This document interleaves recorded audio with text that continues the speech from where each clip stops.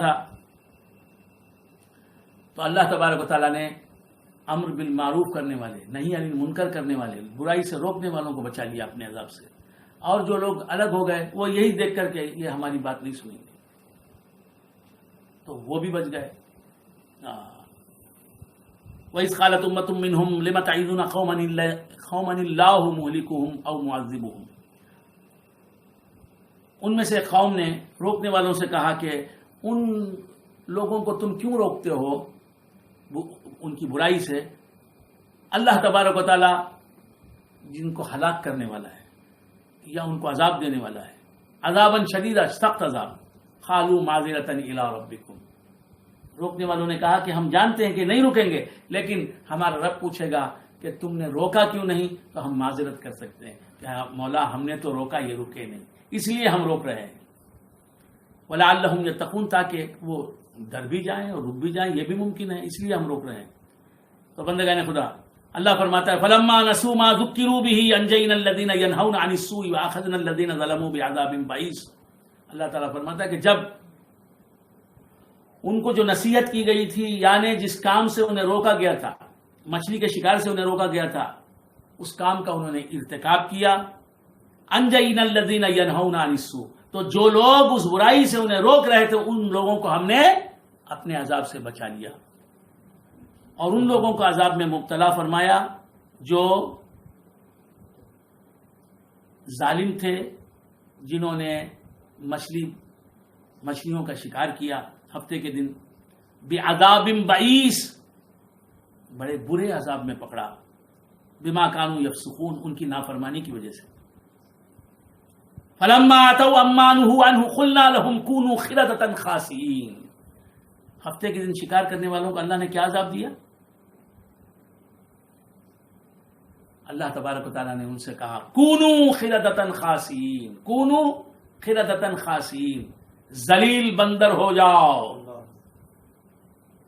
تو سب کے سب بندر ہو گئے۔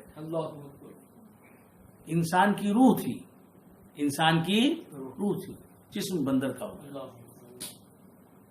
سمجھ بوجھ، فکر، شعور، سب ادراک، سب انسان کا۔ ان کو معلوم تھا کہ میرا نام یہ ہے، میں انسان ہوں، میرے باپ کا نام یہ ہے، میرا باپ انسان تھا، ماں انسان تھی، بھائی انسان، فلاں انسان، میرا رشتہ دار، جانتے تھے۔ آئینے کے سامنے آتے تو روتے تھے، اللہ میں انسان ہوں اور یہ میرا چہرہ بندر کا، میرا جسم بندر کا ہو گیا۔ کونوا قردة خاسئین، تم ذلیل بندر ہو جاؤ، دھتکارے ہوئے بندر ہو جاؤ۔ تو اس طرح وہ بندر ہو گئے، لیکن اللہ تبارک و تعالیٰ نے صورت انسانی لے کر جب مصطفیٰ آ گئے اس دنیا میں، اس پیاری پیاری صورت کے صدقے میں اللہ تبارک و تعالیٰ نے انسانوں کو بندر بنانا چھوڑ دیا۔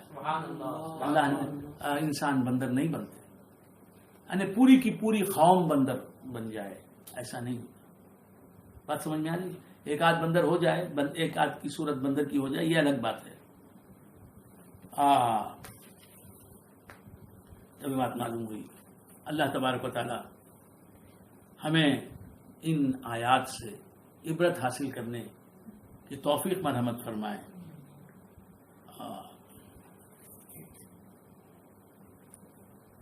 بڑی مبارک بات آ گئی۔ سورہ بتا لوگوں کو آسان جی، یہ سورہ اعراف چل رہا ہے، سورہ کی کیا ضرورت ہے؟ تو عرض کر رہا تھا وَإِذْ أَخَذَ رَبُّكَ مِن بَنِي آدَمَ مِن ظُهُورِهِمْ ذُرِّيَّتَهُمْ، بہت بڑی بات آ گئی۔ اللہ تبارک و تعالیٰ فرماتا ہے اے محبوب یاد کرو اس وقت کو، اے محبوب یاد کرو اس وقت کو یاد کرو، من بنی آدم، جب آدم کی اولاد کو، آدم علیہ السلام کی پوری نسل قیامت تک جو چلے گی، اس نسل کو آپ کے رب نے آدم کے آدم کی اور آدم کی نسل کی پشت سے نکالا. یعنی تمام روحیں حضرت آدم علیہ السلام کے زمانے میں پیدا ہونے والے انسانوں سے لے کر قیامت تک کے انسانوں کی روحوں کو اللہ نے اپنی بارگاہ میں جمع کیا. میری روح کو، آپ کی روح کو، وراثت اللہ شاہ صاحب کی روح کو، ہمارے عبد الحسیب حسیبی شاہ صاحب کی روح کو، محمد شفیع نگاہی شاہ صاحب کی روح کو، سید سجاد نوری فاؤنڈیشن والے ان کی روح کو، ہمارے انصر ہے نا، کہاں رہتے ہیں وہ؟ پست قد انصر ہمارے انصر کی روح کو، اور جناب شفیق الرحمان کی روح کو، کنٹونمنٹ والے شفیق الرحمان صاحب کی روح کو، عتیق الرحمان کی روح کو، اور ہمارے حمیدی شاہ صاحب کی روح کو، کولار کے ذاکر حسین